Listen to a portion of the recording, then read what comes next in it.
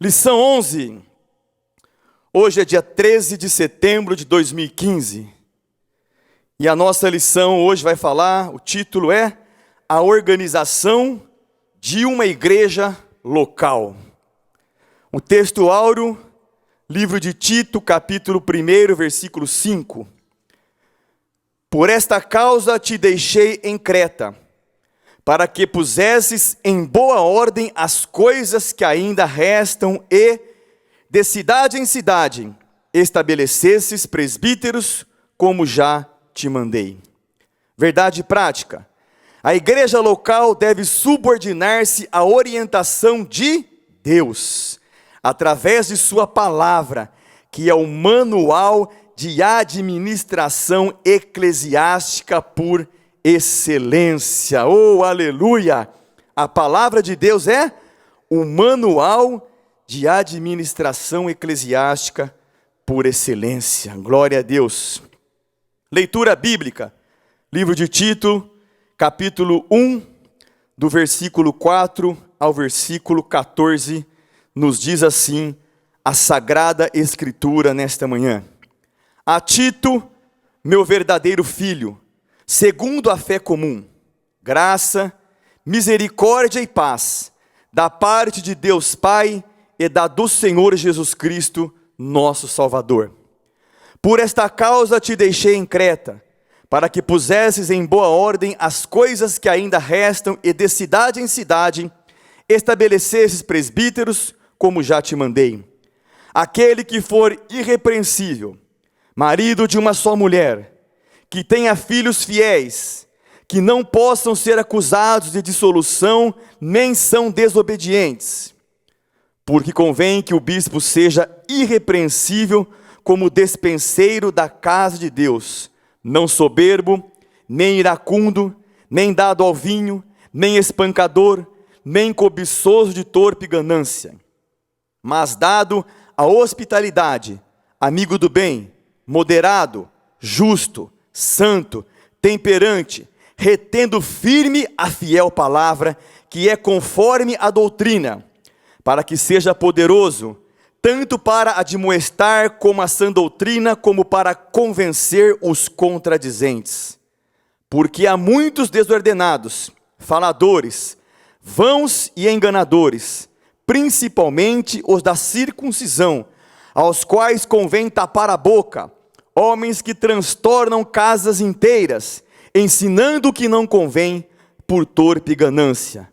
Um deles, seu próprio profeta, disse: os cretenses são sempre mentirosos, bestas ruins, ventres preguiçosos. Este testemunho é verdadeiro. Portanto, repreende-os severamente, para que sejam sãos na fé, não dando ouvidos às fábulas judaicas, nem aos mandamentos de homens que se desviam da verdade.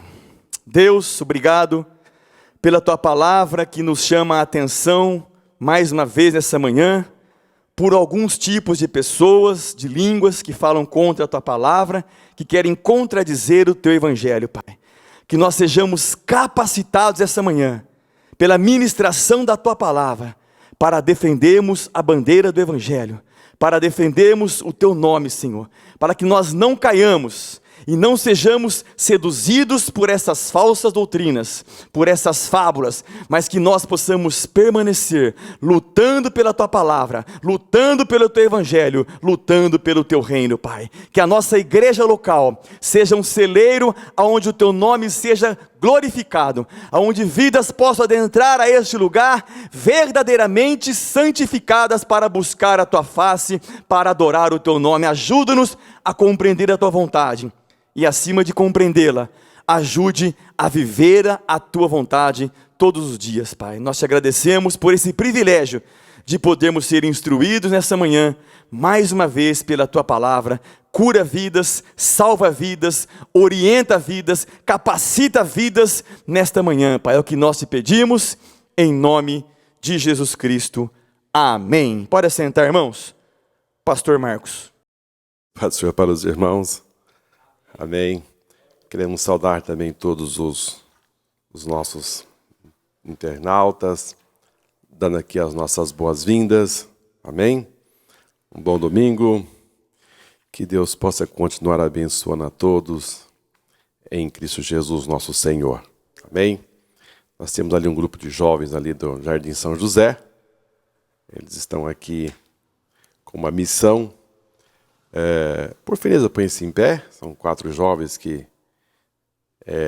ali do Jardim São José, da igreja do pastor Aguinaldo Bete. Amém?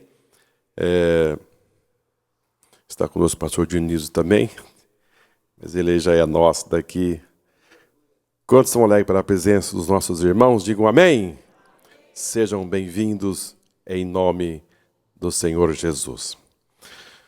Muito bem, irmãos, nós estamos já no linear desse trimestre. Nós temos aqui, acho que mais 2 lições, 3 lições no máximo, as 2 lições, e vamos concluir esse trimestre. Amém?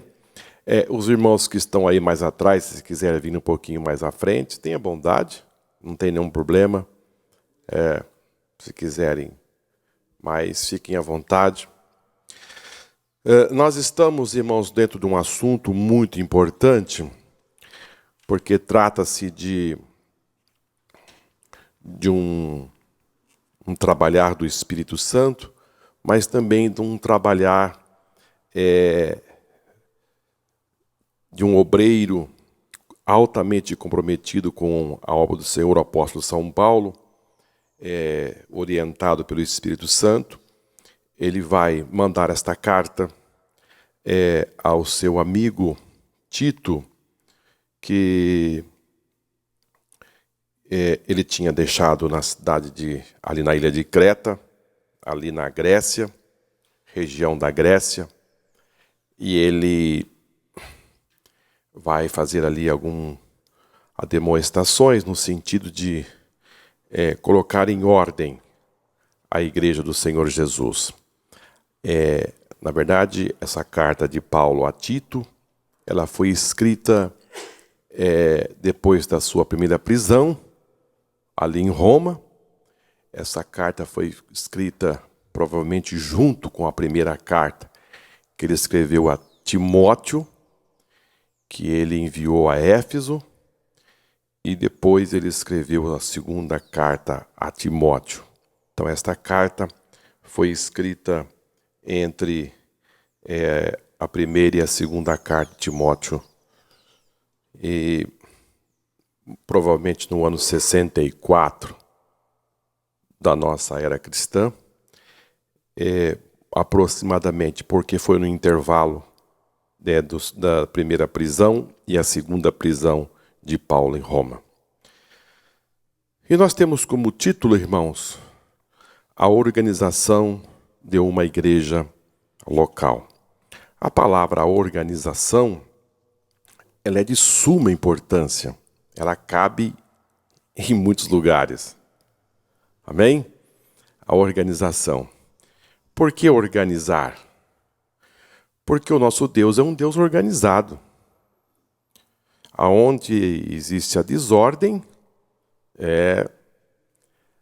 os resultados não aparecem e, logicamente, não interessa nada ao Espírito Santo aquilo que está desorganizado, porque você não consegue encontrar bons resultados. Quando Deus ele criou a criação, tudo ele foi fazendo, ele foi dizendo, está tudo muito bom. Tá bom. Ele, no cabo do 1º, 2º, 3º dia, 4º dia, 5º dia, 6º dia, ele foi dizendo, depois de concluído, ele diz assim, está bom, foi muito bom, está excelente o trabalho. Ou seja, ele faz uma avaliação do trabalho realizado e conclui que foi muito bom. Tudo foi colocado no seu devido lugar e estava em ordem. Mas quando você avança no livro de Origens, você vai perceber que depois Deus ter feito o homem, depois disse, não é bom. Não é bom que o homem esteja só. Percebe que ele começa dizendo, é tudo bom, de repente ele diz, não é bom. E como não era bom, ele disse, vou consertar isso, vou ajeitar, vou dar um passo a mais e vou fazer uma companheira para o homem. Irmãos, conhecem bem a história. Deus deu um sono profundo e quando Adão acordou, estava do seu lado a linda mulher, Eva. Disse, essa é carne da minha carne e ossos dos meus ossos. E depois da queda do homem, nós vamos verificar Deus trabalhando fortemente para voltar às origens, dizer que tudo foi bom a sua criação. Todo um processo aí ao longo de Gênesis e Apocalipse. Deus trabalhando fortemente e até a chegada do seu Filho para voltar às bases inicial. Então, servimos um Deus organizado. A organização é fundamental para a nossa vida. Existe uma ferramenta que é usada muito nas empresas e ela cabe muito bem na nossa casa, na nossa família, no nosso trabalho, que é os 5S. Quem já ouviu falar dos 5S aqui? Marcos, os jovens ali. Os 5S são uma ferramenta japonesa que trabalha no sentido de encontrar os melhores resultados, tanto em casa como no trabalho, na vida. É o senso. Nós precisamos ter o senso do nosso passado. Você não pode esquecer o seu passado, porque o seu passado vai lhe trazer as experiências para o presente. Eu vou deletar o meu passado. Não, o seu passado tem agregado de valores. Tem coisas que não foram boas, mas você deve trazer isso como experiências para não errar mais. Não, meu passado triste vou esquecer. Não, o que trouxe de experiência no seu passado para o presente? Você deve ter o senso do presente. Porque quando você tem o senso do presente, que você está vivendo o dia de hoje, você tem que dizer, eu estou vivo. Estou vivendo. Eu estou aqui. Porque você não pode ficar em órbita, dizendo, eu quero viver o futuro. Não, o futuro não chegou. Você não pode viver o passado e nem viver o futuro, você tem que viver o presente. Acumular as experiências do passado, ter um senso do presente e entender que você deve projetar o futuro. Mas não viver o futuro no presente, ele não chegou. Então tem pessoas que vivem uma vida amarga, uma vida sem muita alegria, porque ele pensa no futuro e quer jogar para o presente, mas não chegou. Ou se não vive retalhando e costurando o passado que não vai voltar atrás. Não, o passado se foi. O que você ganhou, amém. O que escapou, deixa que se vá. Entrega nas mãos de Deus.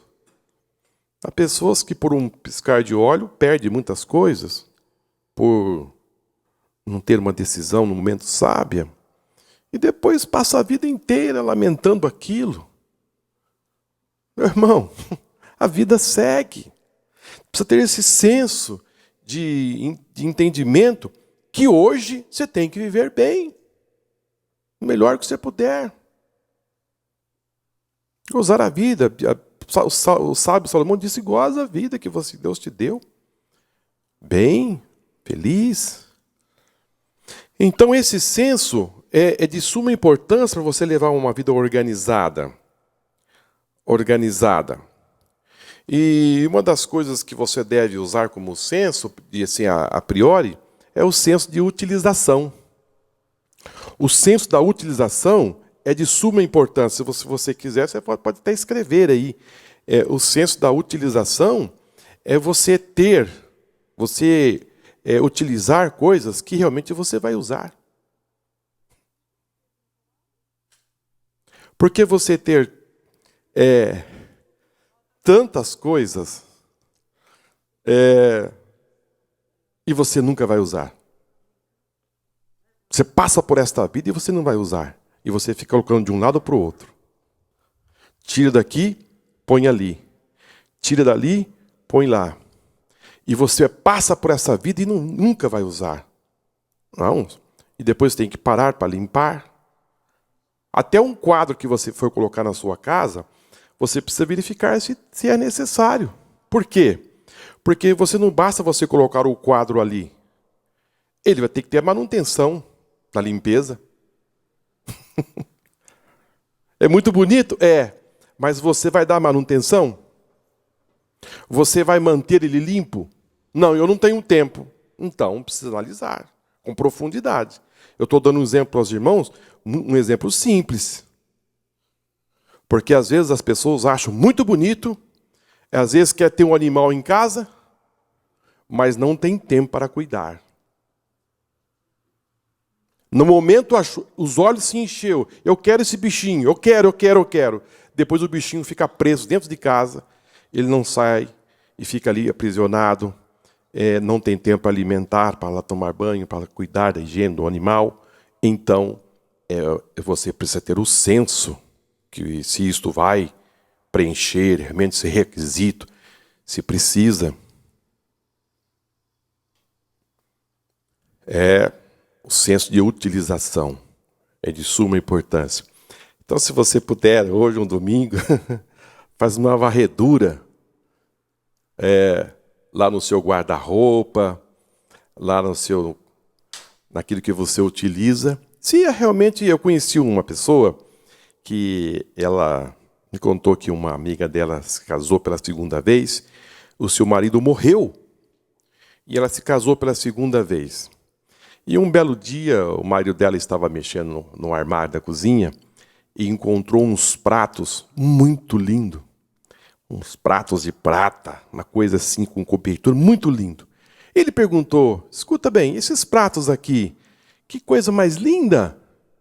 Ela disse, não, esse prato realmente eu ganhei no meu primeiro casamento e já fazem 20 anos que eles estão aí guardados e eu nunca utilizei. E ele falou assim, mas o seu antigo esposo chegou a usar esses pratos? Nunca usou, nós nunca usamos. Estão guardados. Ele disse, então eu vou usar hoje. Porque senão eu vou sair, vou passar desta vida e o outro vai usar. Então eu vou começar a usar a partir de hoje esses pratos. Ele desceu os pratos, jantaram, almoçaram com aquele prato muito lindo. Irmãos, nós precisamos. Porque você ter esse objeto, você ter isso e nunca usar, passar por esta vida e nunca usar, não tem sentido. Então, o senso de utilização é de suma importância. Vai usar? Vai. Então você precisa ter. Você precisa ter isto em suas mãos. Depois, o segundo senso é o senso de ordenar. Ou seja, você precisa ter aquilo que você vai usar de forma assim ordenada. Eu preciso de usar tal coisa, mas aonde está? Você precisa saber aonde está. Por exemplo, chega alguém na sua casa e diz, eu preciso do seu certidão de casamento. Aonde está? Aí abre a primeira mala, abre a segunda mala, abre a terceira mala e abre uma caixa, a segunda caixa, e passa 1-2 horas procurando o certidão de casamento. Não, meu irmão, você precisa ir direto no lugar. Você precisa ir direto. Lá naquela pasta está tal documento. Isso aí é organização. Cadê o documento do seguro do carro? Ah, fica 2 dias o carro aí porque não acho o documento, e assim sucessivamente. Você precisa saber onde estão as suas coisas. Você precisa saber onde está a sua ferramenta. Você precisa saber onde você coloca a chave do seu carro. Vai sair aquele barulho dentro de casa. Aonde eu coloquei a minha chave? Aí começa. E vai, e abre o guarda-roupa, e abre uma calça e outra, e não encontra. Não, irmãos, isso não é bom, porque você pode deixar a sua casa muito nervoso. E pode acontecer até um acidente. É muito perigoso. O terceiro senso é o senso da limpeza. Há pessoas que trabalham, mas fazendo muita sujeira. Ele trabalha, mas é uma fonte de problemas. Ele consegue até fazer algo, mas ele deixa muitos problemas para trás. Você precisa ter um senso de limpeza. Aquilo que você está fazendo está produzindo algo, mas você precisa dar destino. Se aquilo que está na sua casa não serve, você pegou, usou e dá um destino, porque o lugar precisa ficar limpo. Existe porta-malas de carro que quando você abre dá vontade de sair correndo, porque não cabe mais nada. Tudo que põe, larga. Não, você não pode carregar todo esse peso, porque você vai consumir mais gasolina. Vai ter problemas. Uma vez eu entrei no carro de um irmão e um cheiro de gasolina. Eu falei, que cheiro é esse? Eu falei, não, irmãos, eu sou muito cuidadoso. Eu sempre uso um galãozinho, porque se acabar a gasolina, eu tenho uma reserva. Não pode. A reserva já está lá no tanque. Já adiciona que já está na reserva, você tem que abastecer, você não tem que usar mais uma outra ferramenta, um galãozinho. Isso não pode. Problema. Pode causar um incêndio, um cheiro forte dentro do carro. Organização.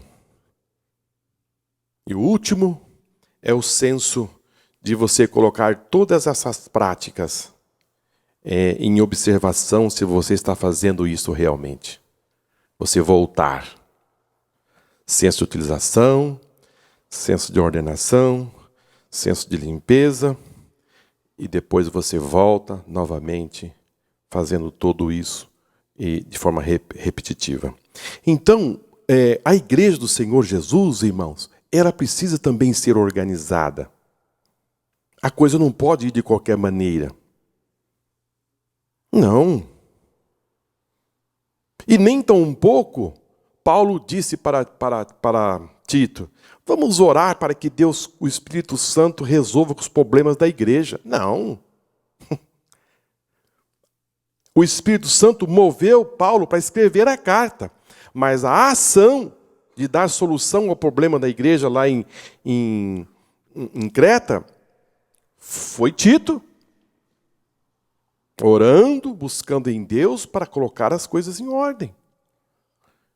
Porque para muitos é fácil dizer, vamos orar, e recua.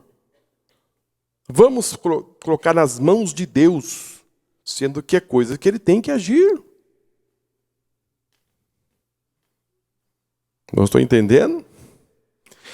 Você tem que agir. Você tem que falar severamente, como ele diz aqui, ó. Você tem que colocar as coisas em ordens. Você precisa pôr a mão na massa para que as coisas se resolvam. Então, nosso textuário diz assim, por esta causa te deixei em Creta, para que pusesse em boa ordem as coisas que ainda restam, e de cidade em cidade estabelecesse presbíteros, como já te mandei. Por esta causa te deixei em Creta. Então, como eu disse aos irmãos, Paulo, ele, quando sai da prisão, ele direciona Timóteo para Éfeso e carrega consigo Tito E eles ambos vão para essa ilha. E nesta ilha ele deixa Tito e segue para a Espanha. Para a Espanha. Era um desejo muito grande de Paulo ir para a Espanha, ali levar a palavra de Deus, ali abrir igrejas, enfim, era um desejo muito grande. Quando ele estava lá em Roma, ele se posicionou, um desejo muito forte, ir para a Espanha. E assim ele fez. Deixou Tito e foi para a Espanha. E quando ele já estava fora da ilha, ele pega a sua caneta e vai escrever para Timóteo e também para Tito. Para Timóteo nós já estudamos na lição passada as recomendações, e hoje nós vamos entrar nas recomendações que ele fez para Tito concernente à igreja que estava lá em Creta. Amém? Quem era Tito? Que homem era esse? Tito, irmãos, era gentil. Os pais gregos. Paulo não recomenda que ele seja circuncidado, assim como ele fez com Timóteo, que tinha mãe judia e pai grego, até porque para impor uma força aos hereges, porque eles queriam aplicar de qualquer forma a circuncisão nas igrejas. Então ele carrega Tito como um exemplo de vida, dizendo ele é um exemplo de um homem que não é circuncidado, porque a força dos judaizantes era muito grande naquela época. Então ele escreve dizendo que ele era uma testemunha viva da não necessidade de circuncidar sendo gentil. Ele fez um papel muito importante com Paulo, mesmo na primeira viagem missionária. Paulo, quando escreve aos Gálatas, no capítulo 2, quando disse, olha, quando eu subi de Jerusalém, fui para Jerusalém, levei comigo Tito, porque no concílio de Jerusalém estava ali aquela grande confusão a respeito dos judeus e dos gentios, a respeito da circuncisão, enfim, as leis e todo aquele problema. Tito foi um companheiro fiel a Paulo. Desde sua primeira viagem missionária, quando ele inicia sua viagem, Tito já era um companheiro. Tito também ajudou muito a Paulo a recolher as ofertas na igreja de Jerusalém, quando ele precisava recolher ofertas para os pobres. Tito foi o homem fundamental para recolher essas ofertas, fez um lindo trabalho, era um amigo fiel. Paulo confiava muito em Tito, muito. Ele o chama algumas vezes de filho amado, companheiro. Então ele tinha, irmãos, confiança nesse companheiro, nesse obreiro. E ele diz, por esta causa te deixei em Creta. Ou seja, a responsabilidade que cabia agora a Tito era muito grande. E quando Deus delega a você uma responsabilidade, ela vai acompanhada de autoridade. Porque a missão de Tito aqui não era nada simples.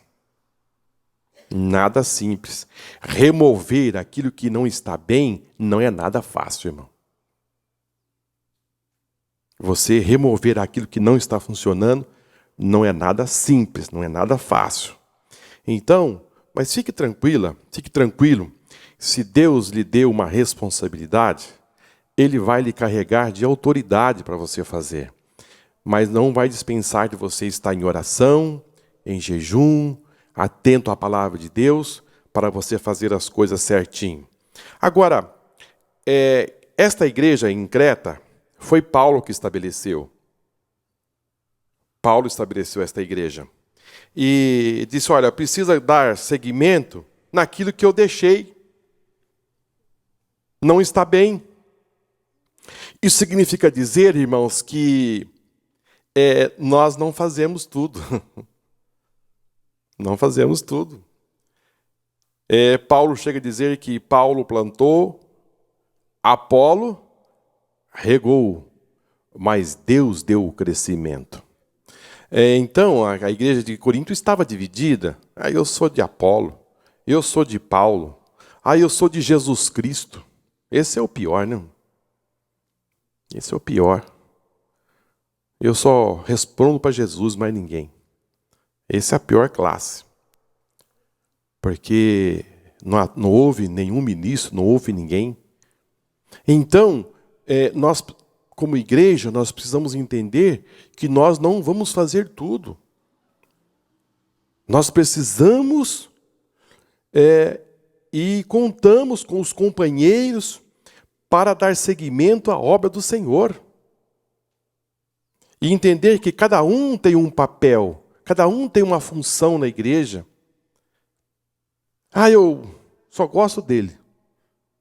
Eu só gosto daquele. Há pessoas que têm uma facilidade de fazer partido, mas não é bom, irmãos, entender que esse trabalho é uma união. Paulo fez um trabalho em Creta, agora ele precisa de Tito para dar continuidade na obra do Senhor. Você não pode se fechar num grupo apenas, entendendo que só aquilo é o seu mundo. Paulo fez um trabalho em Creta, agora ele não pode estar em Creta, agora ele está na Espanha. E quem precisa colocar em ordem agora e dar seguimento no trabalho, estabelecer, agora é Tito. Amém? A igreja local deve subordinar-se à orientação de Deus através da sua palavra, que é o manual de administração eclesiástica por excelência. Amém? Vamos para a nossa introdução e ganharmos assim tempo. Com essa lição estaremos iniciando o estudo da Epístola de Tito. Timóteo recebeu a incumbência de exortar uma igreja que estava sofrendo com os ataques dos falsos mestres. A missão de Tito era semelhante à de Timóteo, mas com um encargo a mais, que foi de estabelecer presbíteros em cada cidade, pondo em ordem a igreja. Paulo mostra na carta a Tito que não era apenas um pregador, ensinador e doutor dos gentios, mas também um administrador eclesiástico. Então, como disse aos irmãos, a incumbência de Tito era algo assim de uma responsabilidade muito grande, porque ele ia agora estabelecer esses presbíteros. Ele iria levantar homens, preparar homens, substituir homens, enfim, dar de frente com os hereges e colocar em ordem a igreja do Senhor. Amém? É lindo, né, irmãos? No princípio, a coisa caminhou e com cuidado, Deus sempre levantou homens para o seu trabalho. Mesmo nesta ilha, é uma ilha muito grande, não é uma pequena ilha, então agora Tito tem essa responsabilidade de estabelecer ali obreiros nessas cidades e colocar tudo em ordem. Ou seja, quem que vai fazer o trabalho da tesouraria? Quem que vai fazer o trabalho da secretaria? Quem que vai fazer o trabalho da oração? Quem que vai fazer o trabalho para ajudar os mais pobres? Enfim, colocar a igreja em ordem. Muito bonito. E nós precisamos, irmãos, ter esse senso em nossa vida, entender que a igreja do Senhor, ela precisa caminhar em ordem. Ela tem que ser muito bem cuidada. Ela tem que ser muito bem zelada. E nós precisamos buscar isso tudo em Deus. Porque Deus, Ele é um Deus, como disse aos irmãos, Ele é muito organizado. O intento da epístola. Qual era o principal propósito da epístola de Tito? O objetivo de Paulo é dar conselho ao jovem pastor Tito a respeito da responsabilidade que ele havia recebido. Tito recebeu a incumbência de supervisionar, organizar as igrejas na ilha de Creta. Paulo havia visitado a ilha com Tito e o deixou ali, com esta importante incumbência. Data em que foi escrita. Acredita-se que foi escrita no ano de 64 depois de Cristo. Aproximadamente. A carta a Tito foi escrita na mesma época da primeira carta a Timóteo. Provavelmente foi redigida na Macedônia durante as viagens que Paulo fez quando esteve sob a custódia dos romanos. Esta ilha, irmãos, esta ilha, ela era uma ilha que estava sob o domínio de Roma. Os cretenses, eles eram, assim, pessoas de uma índole. Veja aqui o versículo de número 12. Ali havia, assim, grandes problemas nesta igreja. Um deles, seu próprio profeta disse: os cretenses são sempre mentirosos, bestas ruins e ventres preguiçosos. São palavras pesadas, mas no versículo 13 ele fala assim: e esse testemunho é verdadeiro. Portanto, repreende-os severamente para que sejam sãos na fé. Então, os cretenses, irmãos, nos dias de Paulo, eles eram assim, eles tinham sérios problemas. E um deles, Paulo chega a dizer que eles eram ruins, eles eram de ventre preguiçosos. O que vem a ser ventre preguiçosos? O ventre fala da alimentação.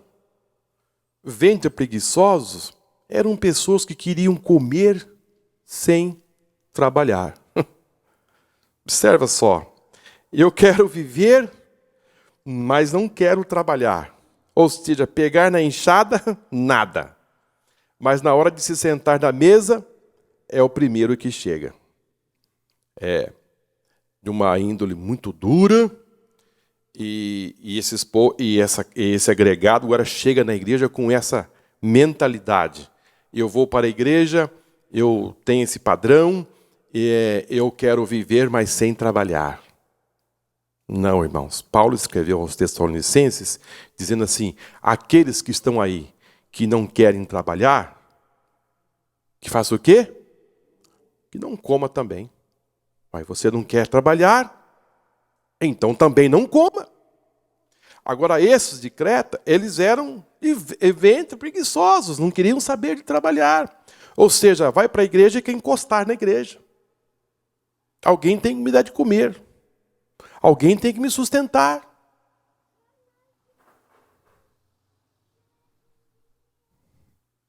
E também, para se manter assim, desse jeito, e se vale de uma ferramenta que está aqui, ó. Eles eram mentirosos. E quando a gente vem para o Evangelho, irmãos, aceita Jesus Cristo, o padrão é esse. Se você mentia, se você tinha esse padrão de viver mentindo, agora não mente mais.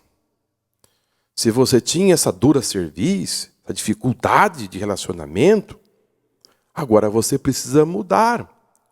Os dons do Espírito Santo,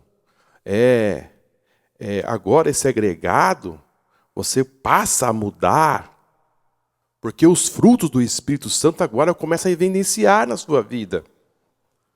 Então, se você mentir, agora você precisa parar.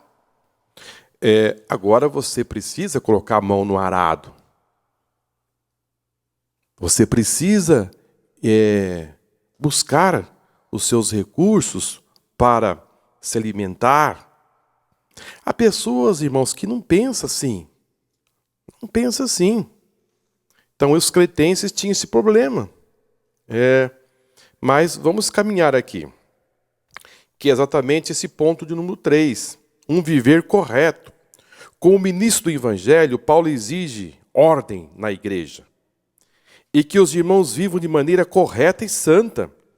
Segundo a Bíblia de Estudo, a aplicação pessoal, a ilha de Creta era conhecida pela preguiça, glutonaria e maldade dos seus habitantes.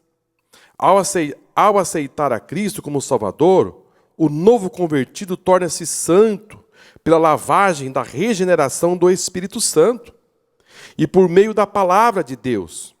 A santificação é também um processo gradual e contínuo que conduz ao aperfeiçoamento do caráter e da vida espiritual do crente, tornando-o participante da natureza divina. Sem a santificação, jamais alguém verá a Deus. Então aqui nós temos a confirmação do nosso comentarista que esse povo está vivendo nessa dificuldade e assim se desenvolvendo dentro da igreja assim desta forma. O importante, irmãos, da nossa vida é você ir gerando as mudanças que se faz necessária. Você precisa ser melhor hoje do que ontem. A palavra de Deus lhe dá essa sustentação para você ir melhorando. Amém? O Espírito Santo iluminou Paulo, dizendo: Tito, vai lá conversar com eles. Ajude eles a mudar de vida. Não é porque o mundo tem esse padrão, não é porque a cidade ostenta esse padrão de viver assim, que a igreja aqui vai viver desta forma. Não, o padrão de Deus, irmãos, é um só. Seja aqui no Brasil, seja na América do Norte, na América Central, no continente africano, não, Deus nunca comungou com um preguiçoso. Não, Deus nunca comungou, não tem relação. A Bíblia diz que Jesus caminhava da Judéia para a Galiléia, e esse trajeto aí, se for pegar, aí era quase mais de 100 quilômetros. Às vezes a gente vê na Bíblia assim rapidinho, e foi Jesus da Judéia para a Galiléia. Meu irmão, ele andou mais de 100 quilômetros, a pé. Não foi nada simples, foi muito trabalho. Veja que no capítulo 4 de João, ele disse: e sentou Jesus no poço, porque estava cansado da viagem. Tem que enfrentar a situação, tem que colocar a mão no arado. Há pessoas que querem vir para o Evangelho para descansar. Não. Acho que é mais fácil. Eu diria para você que é mais pesado. É mais trabalho. É mais trabalho.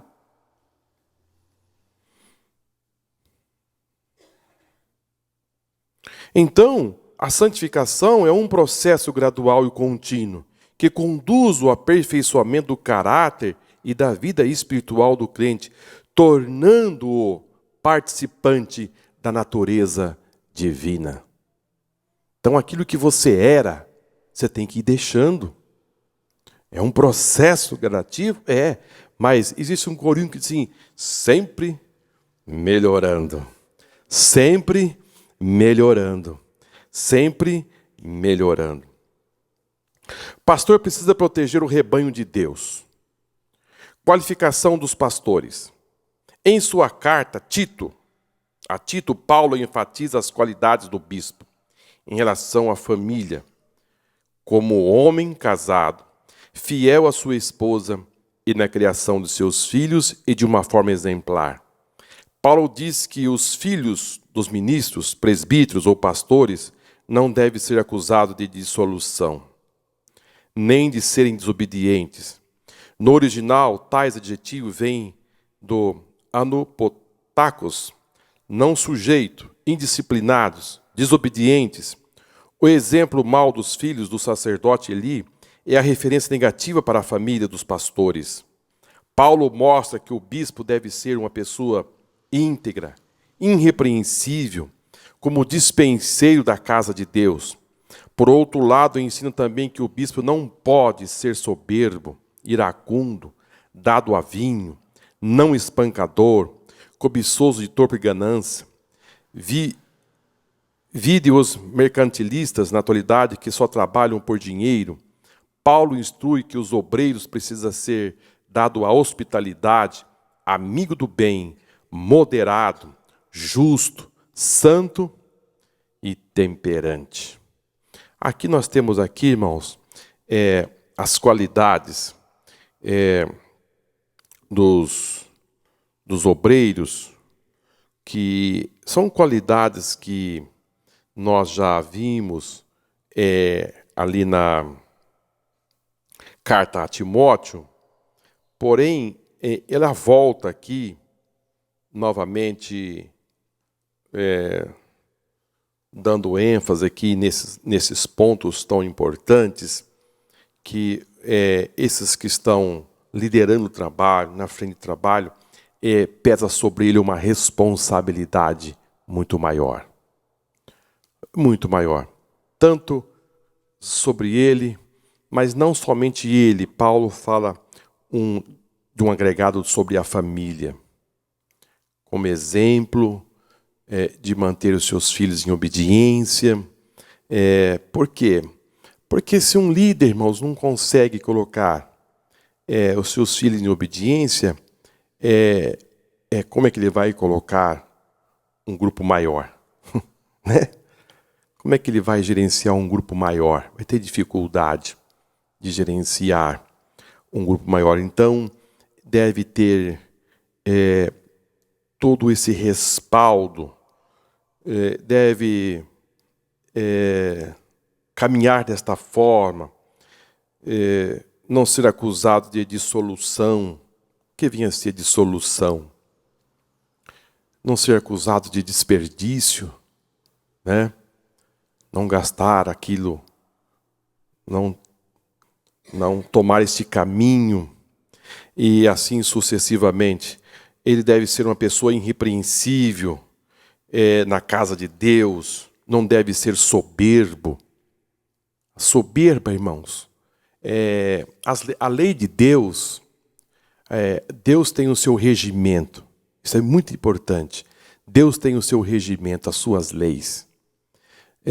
Você infringir as leis de Deus é coisa séria. Mas a soberba, irmão, ela vai atingir a soberania de Deus. Quando você falha nas leis de Deus, você cometeu uma falha. Mas quando você você toma o caminho da soberba, a soberba, você vai diretamente na soberania de Deus. Aí a coisa fica mais pesada. Foi o que aconteceu com Satanás. Ele encheu-se de soberba. Ele disse: subirei, estarei acima do Altíssimo, acima das estrelas, e serei semelhante ao Altíssimo. Isso é soberba. Esse caminho é um caminho terrível. É um caminho terrível. Então um líder, ele tem que caminhar de uma forma humilde, porque a soberba precede a ruína. Mas a humildade, quando você vê uma pessoa caminhando de uma forma humilde, você pode ter certeza que na frente dele está desenhando uma grande vitória. Deus vai o exaltar, Deus vai lhe levantar, Deus vai lhe honrar. O que é ser humilde? É você aguentar. Aguenta. Não queira colocar a mão aonde Deus vai pôr a mão. Não queira resolver as coisas que Deus vai resolver. Aí eu não levo desaforo para casa. Falou, vai ter que provar. Que isso, irmão? Eu vou mexer com a minha honra. Não. Jesus, lá no Sinédrio, você não se defende? Jesus não dizia nada. Você não tem nada para dizer. Falou muito pouco. Cuspiram nele e disse que se você é filho de Deus, se tu és profeta, diga quem foi que te cuspiu. Fica quieto. Há momentos, irmãos, em nossa vida que você ganha no silêncio. Aleluia. Você ganha calado. Você ganha com os joelhos dobrados.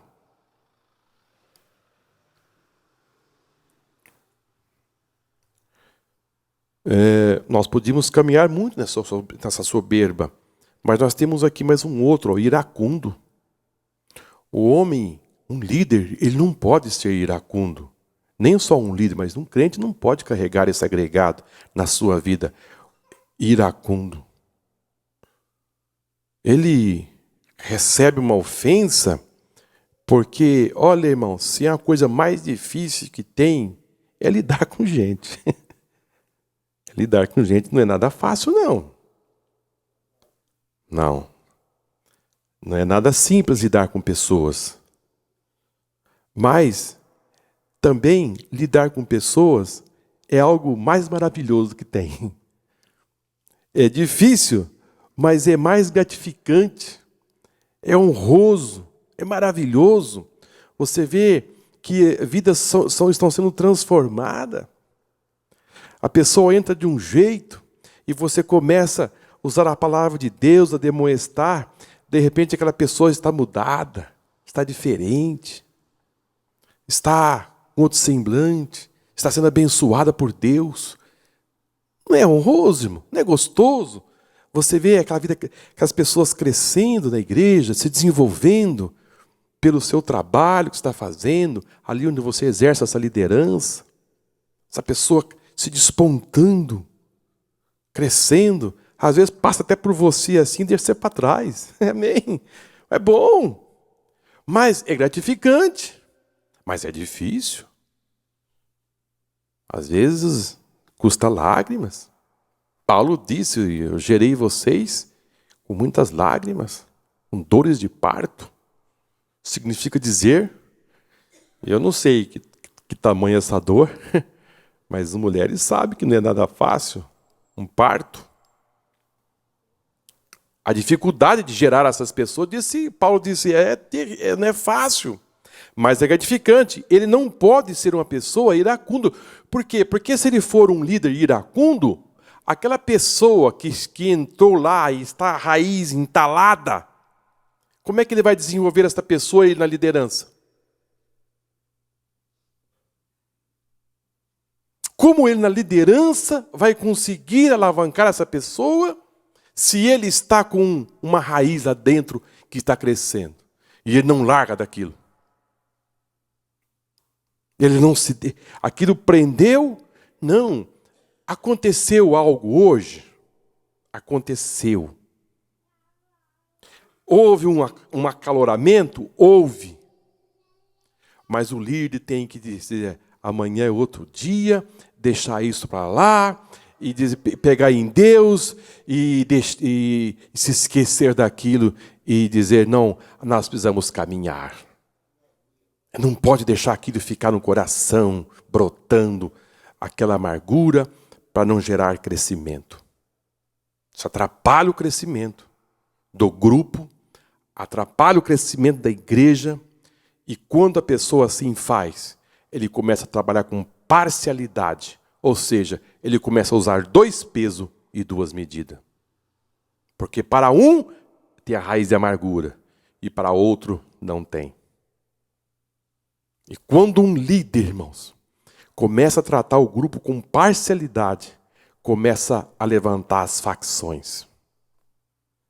E as facções começam a se levantar e se blindar. Aí começam as retaliações. E daí a pouquinho o líder está sozinho. Porque ele juntou um grupo apenas e ele perde o resto.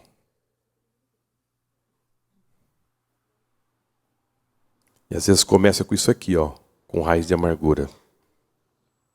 Se afasta e começa a ter outros agregados.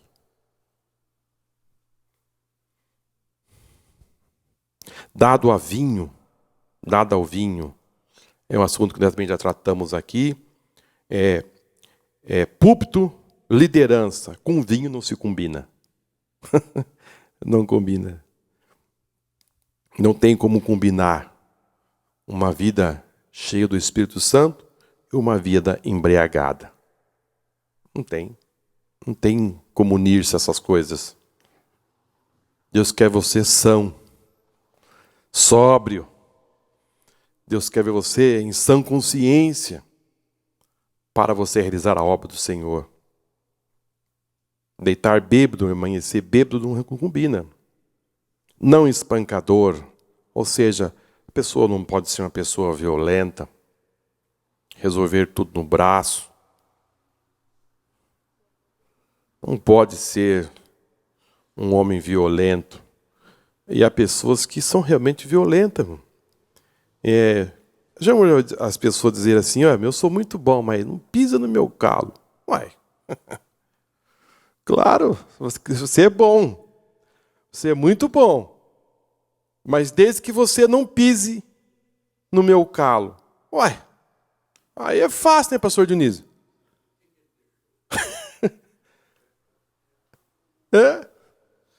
Eu sou muito bonzinho, mas não vem.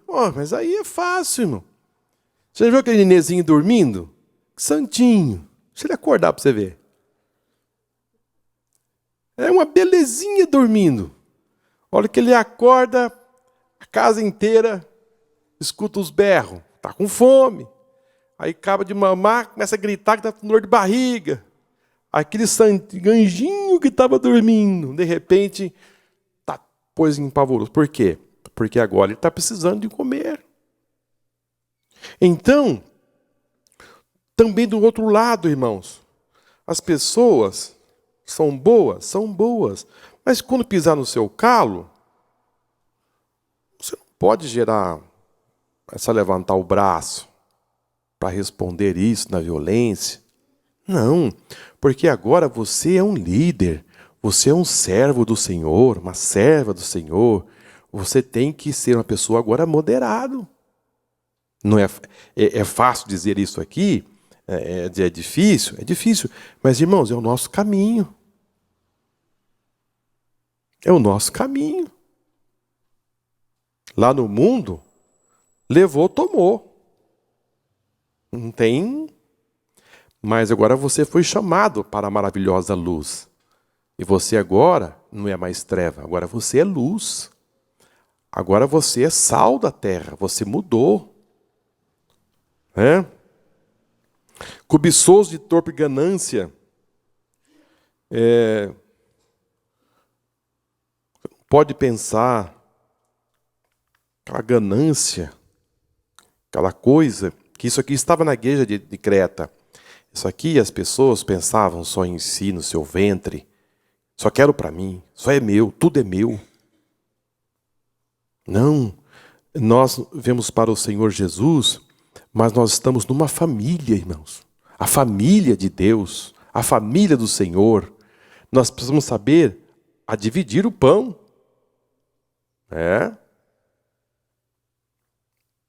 E não vir para a igreja apenas pensar em ganhar.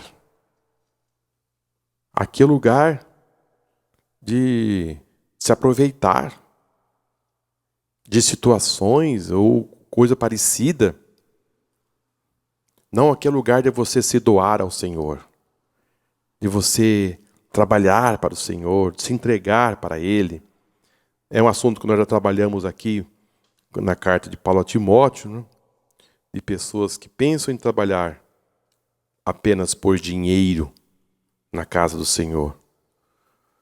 Paulo instrui os obreiros que precisa ser dada a hospitalidade, amigo do bem, moderado, justo, santo e temperante. Então, esses aqui são os atributos que o servo do Senhor, eu diria que isso aqui não é somente para um líder, mas é somente para os crentes. Em geral, nós precisamos caminhar para ter essa postura e evidenciar em nossa vida. Você só vai ganhar com isso. Você só vai ganhar. Mas eu estou perdendo. Eu falei, mas agora eu vou perder se eu assumir isso. Não, meu irmão. Se você falou, cumpre. Cumpre. Uma vez eu contei aqui para os irmãos que eu coloquei um carro meu à venda. E esse carro ficou com uma placa vários dias à venda. E o que foi que aconteceu? Passou um senhor e olhou, era até uma perua, e disse, olha, eu me interesso desse carro, só que eu moro na cidade de Olambra. Você poderia levar essa perua para mim lá em Olambra? Eu lhe pago lá na cidade. Vou deixar o meu endereço. E você me leva amanhã, pode ser depois do almoço. Eu disse, perfeito. É pertinho aqui. E quando foi no outro dia, depois do almoço, comecei a me preparar para sair e tal. Aí, de repente, apareceu um outro rapaz e disse, escuta, eu passei aqui uns dias atrás, estava vendendo essa perua, e eu estou voltando aqui, eu resolvi ficar com ela. Eu disse, não, me engano. Eu saí e falei para o meu funcionário, eu vou até aqui no posto abastecer e de lá já vou para Olambra. E ele chegou ali na minha loja, me procurou, disse, não, o dono da perua está aqui no posto abastecendo, e ele já vai para a cidade de Olambra que ele vendeu a perua. Eu disse, mas eu não vou conversar com ele. E eu estava abastecendo a perua, ele chegou correndo. Ainda bem que encontrei o senhor aqui. E aí, de repente, ele disse, você já vendeu? Eu disse, já vendi. Mas a pessoa já te pagou? Eu falei, não. Então está resolvido. Então vai ser minha. Eu disse, não, mas eu já dei minha palavra. Ele disse, não, mas você vendeu por quanto? Eu vendi por X, não me lembro. Foi muito tempo atrás. Ele disse, não, faz o seguinte, eu cubro esse valor, e o senhor não precisa pagar essa gasolina. Eu pago essa gasolina e a perua aqui é minha, a gente resolve por aqui mesmo. Eu disse, não, eu já dei a minha palavra. Ele falou assim, mas como? Mas ele não te pagou? Mas ele não me pagou, mas estou levando a perua lá na cidade de Olambra e lá ele vai me pagar. Não, por quanto? Tanto? Não, eu aumento tanto. Irmãos, ele foi aumentando, ele foi aumentando, e eu dizia não, não, e olhava para mim, ficava assustado. Eu disse, não vai me vender com esse valor? Eu disse, não, moço. Inclusive, só para você saber, eu vou abastecer, vou passar ali no cabine, vou comprar uma tampa, que a tampa do tanque sumiu, e daqui eu vou embora. E você não precisa comprar tampa, você não abastecer, te dou tanto. Eu falei, não. Peguei a Kombi, saí, fui para Olambra. E quando eu cheguei na cidade de Olambra, fui no endereço, fui andando. Quando chegou no número, irmão, no número, sabe que era sabe quem morava nesse número? E que lugar era este? A Igreja Assembleia de Deus do Belém, na cidade de Olambra. Olhei assim, era a igreja. Falei, meu Deus, é a igreja aqui em Olambra? Eu bati palma e lá vem o pastor. Era o pastor de Olambra. Eu disse, eu estava aqui olhando no relógio, esperando o senhor. Disse, senhor, pastor aqui? Eu disse, a paz do senhor. Disse, o senhor é crente? Eu sou crente. Então entra aqui. De que igreja? Assembleia de Deus Belém, Campinas. Entra aqui. Minha mulher está fazendo uns bolinhos. Sabe aqueles bolinhos de churro? Aqueles bolinhos. Ela estava lá fritando. Aí entramos, mas ficamos em festa. E ficamos no papo, no conversa, contei a história. E a hora passou. O banco fechou. Esquecemos até de ir no banco. Eu saí de lá, já era quase 5h30 da tarde. O fato é que lá ele me deu um cheque, nós resolvemos por lá mesmo, e não deu tempo de ir no banco. Mas, irmãos, foi algo assim que eu fiquei tão feliz, porque ele começou a dizer assim, olha, pastor, essa Kombi vai ser de uma utilidade aqui nessa cidade, porque eu vou buscar alguns irmãos aqui, e a gente vai buscar algumas coisas, e era realmente tudo que eu precisava, era dessa Kombi, certinho para a obra do Senhor. Vamos imaginar só, se nós mudarmos as nossas palavras, Deus quer que você faça aquilo que está no seu coração e você não pode mudar. Mesmo que alguém disse, você vai perder. Você disse uma palavra, sustenta ela, que Deus vai te honrar. Amém? E eu não vou contar a outra parte, porque eu comprei um outro carro com aquele dinheiro. Vou acabar contando. Quando eu acabei de comprar o carro, irmão, eu entrei num açougue para comprar carne. Alguém disse, de quem que esse carro está estacionado? Eu disse, é meu. Ele disse, o senhor não vende? Eu falei, não, acabei de comprar. Ele disse, eu te dou tanto. Irmãos, um valor superior à proposta que o outro me fez no meu carro anterior. Para dizer aos irmãos que Deus, irmãos, mostrou, disse, olha, Marcos, como você foi fiel, eu vou te fazer uma proposta muito melhor. Amém? Mas vamos continuar aqui. Crentes, porém, problemáticos. Paulo ressalta a respeito de que os presbíteros devem ter a doutrina e a autoridade ministerial para argumentar com os contradizentes. Entre os crentes da igreja de Creta havia os complicados e contradizentes, faladores, tipos não raros em igrejas nos tempos presentes. Mas o apóstolo indicou a maneira de tratá-los. Aos contradizentes e desobedientes ao ensino da palavra de Deus, Paulo demonstra que não tem nenhuma afinidade com eles, pois são perigosos, não só para a igreja local, mas para a família cristã. E deve receber a demonstração e repreensão à altura, aos quais convém tapar a boca, homens que transtornam casas inteiras, ensinando que não convém por torpe ganância. O fato de tais falsos crentes terem espaço para transtornar casas inteiras se devia à realidade das igrejas cristãs em seus primórdios. Elas funcionavam em grande parte nas residências dos convertidos. Além de desordenados, eles são faladores e murmuradores. Aqui, irmãos, é algo muito sério. A igreja do Senhor Jesus, no primeiro século, ela sofreu muito com os judaizantes. Quem são esses judaizantes? Principalmente os judaizantes. Eram homens que saíam de casa em casa. Eles iam buscar aquelas pessoas recém-convertidos ao cristianismo para lhe aplicar o seu veneno letal. Dizer àqueles crentes que eles precisavam voltar à lei de Moisés, que eles precisavam se circuncidar-se e que eles precisavam voltar ao ritual antigo da velha aliança. Isso trazia uma confusão na cabeça daqueles crentes, dizendo, o que eu devo seguir agora? Esse líder está dizendo que eu preciso circuncidar o meu filho, senão ele não vai ser salvo. E esses judaizantes se agregavam dentro da igreja e diziam, qual é a sua linhagem? Eu sou judeu, então você fica do lado de cá, porque você é da linhagem de Abraão. E você? Eu sou grego. Então você não pode ter cargo na igreja. Você tem que ficar lá para os cantos, porque aqui a prioridade é quem é da linhagem de Abraão. Se você não tem tribo, e se não sabe que tribo você é, e você não é da linhagem de Abraão, então você não pode ter responsabilidade na igreja. Assim vivia aquelas igrejas. Mas imagine só. Esta força, esse mundo herege, permeava no meio do povo. E entrava em casa, porque as igrejas não eram como o templo hoje. Os templos só foram ser instalados depois do 3º século.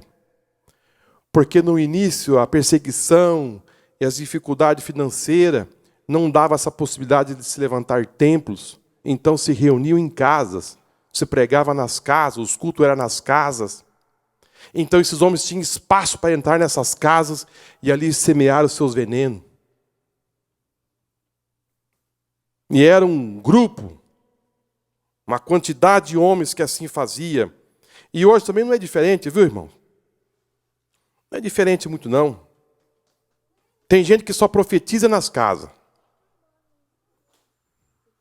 Só profetiza nas casas. Na igreja ele não profetiza. Mas começou uma reunião em casa e ali vira aquelas fofocaiadas, aquelas converseiras, e depois ele começa a profetizar. Aí depois chega o crente na igreja e diz, pastor, eu estou confusa. Eu estou confuso. Mas por quê? Porque teve uma profecia lá em casa e agora eu estou confuso. Irmão, se a profecia vem na sua casa e você está confuso, a profecia não vem de Deus, porque Deus não deixa ninguém confundido.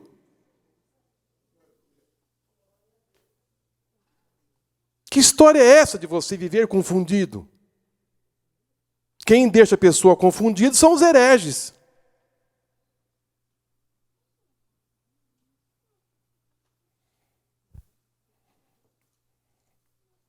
Isso é muito sério, viu, irmão? Muito sério. Nós precisamos tomar muito cuidado com esses faladores, esses contradizentes, com as pessoas complicadas.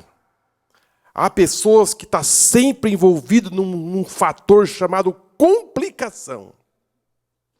Ele está machucado, falaram dele, ou algo, ele está sempre insatisfeito. Vocês já encontraram pessoa assim? Está sempre insatisfeito com tudo e com todo.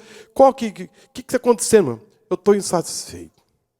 Com quem? Com A, com B, com C. Se encontra daí 3 meses, irmão. Mesma coisa. O ano inteiro ele está insatisfeito. Nunca está feliz. Tem coisa errada, irmão. Aí, os complicados. Não se ajunta, não se une, não caminha, não fortalece. Não, irmãos, vamos mudar. Vamos entender que nós somos chamados para o bem. Que nós temos um ponto aqui, que vou avançar, porque não dar ouvido aos falsos ensinos. Nós já estamos bem trabalhados nesse assunto, que nós estamos aqui, a palavra do Senhor. Mas vamos aqui para o tópico 3, que diz assim: percepção da pureza para os puros e para os impuros. Tudo é puro para os puros. Paulo diz que todas as coisas são puras para os puros, pois esses procuram viver segundo a palavra de Deus. Aqueles que vivem de modo santo não veem mal em tudo, pois os seus olhos são os bons. Santos, isso é reflexo das suas mentes e coração bondosos. Deus nos chamou para sermos santos em todas as esferas e aspectos da nossa vida. Quem despreza esse ensino não despreza o homem, mas sim a Deus. Os olhos, irmãos, do puro vê as coisas puras, mas os olhos do impuro vê as coisas impuras. Vamos entender algo assim, um exemplo prático, que eu achei muito bom esse exemplo. É quando a gente apresenta um problema. Por exemplo, eu vou apresentar um problema para o pastor Dionísio.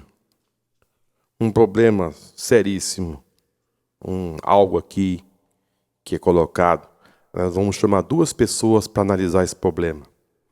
E a outra pessoa não viu o que o outro analisou. Então a pessoa vai analisar aquele problema e vai olhar e vai se assustar e vai ficar assustada e vai arrepiar os cabelos e vai sair até gritando. De repente aquela pessoa é colocada em outro lugar e entra a próxima pessoa e vai ver o mesmo problema. Aí a pessoa vai falar: nossa, mas isso aqui a gente pode resolver, isso aqui a gente pode mudar, isso aqui a gente pode fazer isso, pode fazer aquilo. Você vai refletir aquilo que você está vendo, aquilo que está dentro de você. Vocês estão entendendo? Se você é puro, você vai refletir as coisas puras, você vai ver um meio daquilo ser resolvido, você vai jogar amor naquilo, você vai construir aquilo, você vai desenvolver aquilo, você vai dar você vai unir aquilo. Mas se você não estiver com isso, com um olhar puro, você vai olhar para o problema e vai repugnar aquilo. Você não vai ter um olhar de construção. Você não vai ter um olhar, você não vai ter um reflexo. Aqui diz assim, ó, isso é o reflexo das suas mentes e corações bondosos. Se o seu coração é bondoso, você vai refletir na sua mente aquilo que você está vendo para o bem e não para o mal. Vocês, não sei se vocês acompanharam aqui na nossa lição.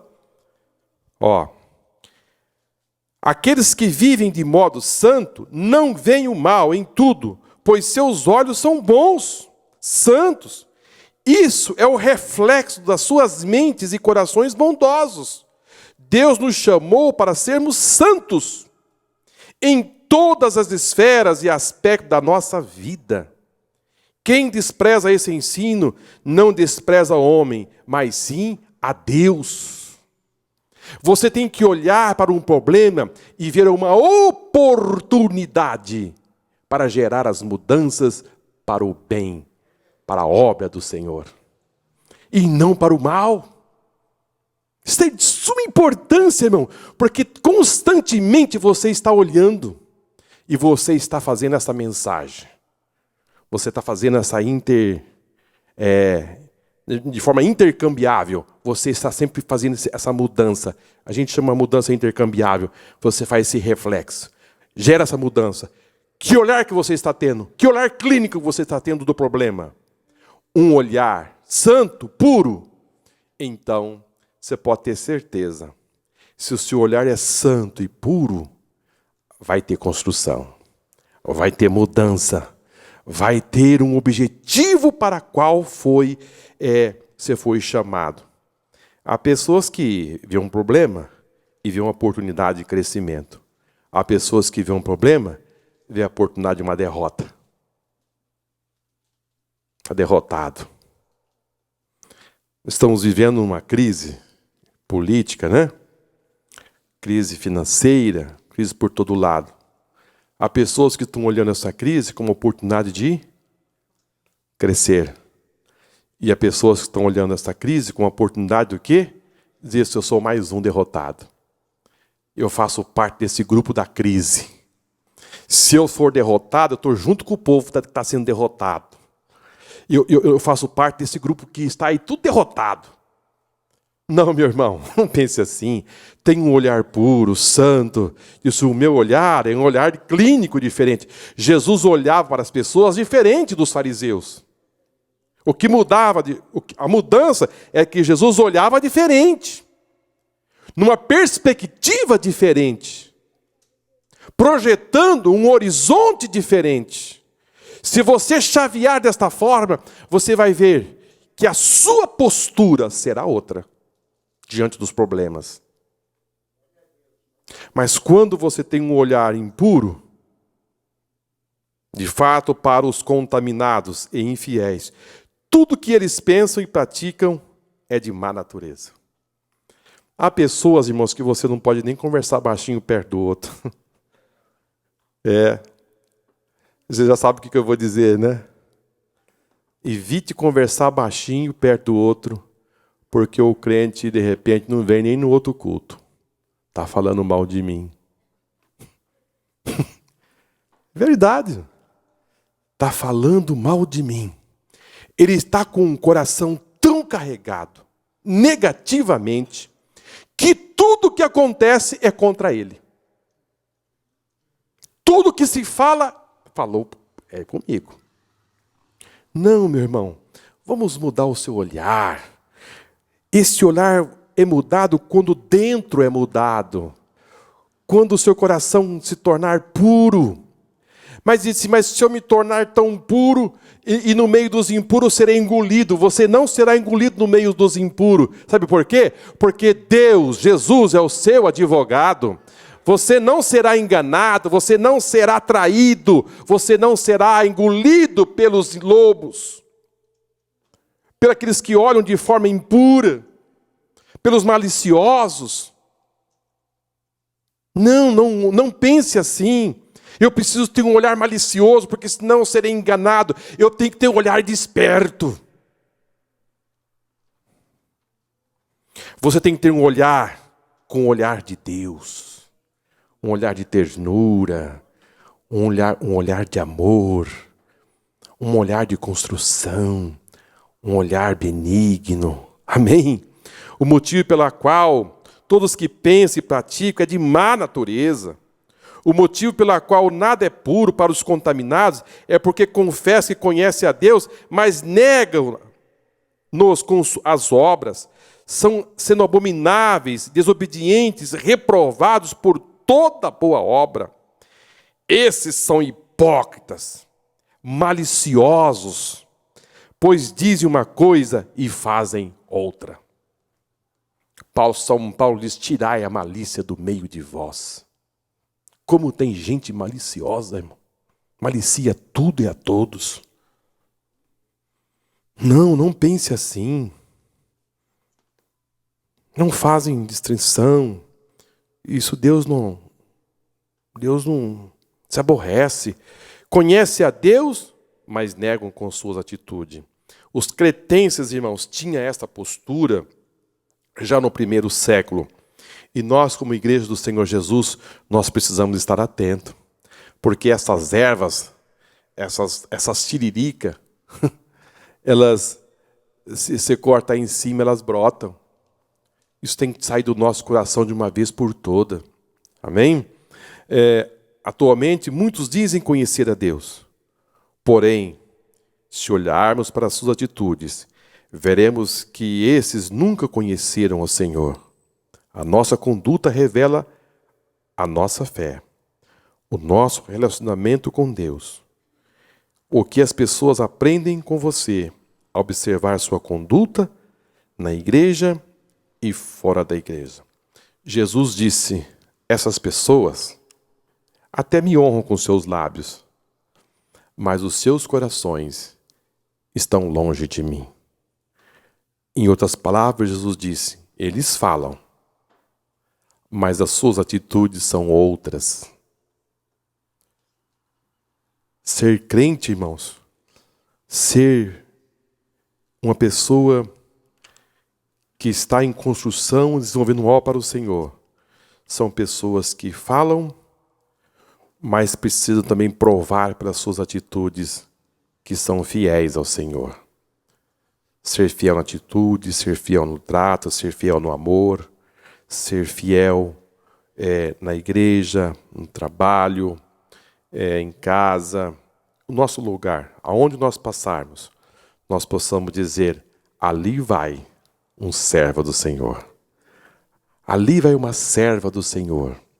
Nós somos falhos, somos passíveis a falhar, sim, mas nós não estamos compactuados com o pecado.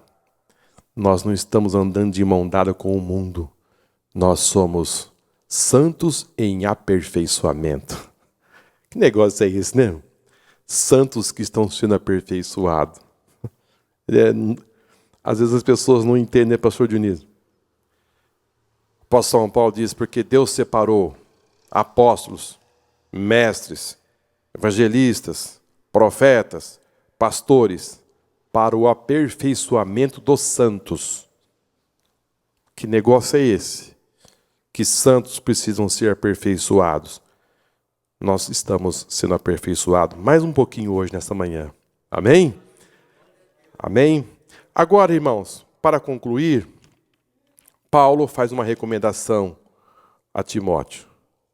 Esses falsos, a Tito, esses desordeiros, esses hereges, eu quero que vocês conversem com eles uma vez. Façam nova reunião. Conversem novamente. Se eles não obedecerem, o que é para fazer? Evita-os. Evita esses hereges. Evita esses maldizentes. Evita essas pessoas. Esses desordenados, esses desordeiros, esses enganadores. Esses homens que estão semeando um problema. Existe coisa, irmãos, que nós devemos entender. A obra de Deus caminha. A obra de Deus precisa caminhar. E você não pode ficar atado com essas pessoas o resto da sua vida. Evita-o e segue seu caminho. segue o seu caminho. Faça um trabalho. A pessoa não quer, está rejeitando, não quer obedecer. Evita-o e segue. Porque você tem um alvo. Nós temos um alvo. Nós temos que seguir a nossa jornada. Nós temos muito o que fazer do que ficar de atada, mão dada com uma pessoa a vida inteira, se ela não quer caminhar. Solta e caminha.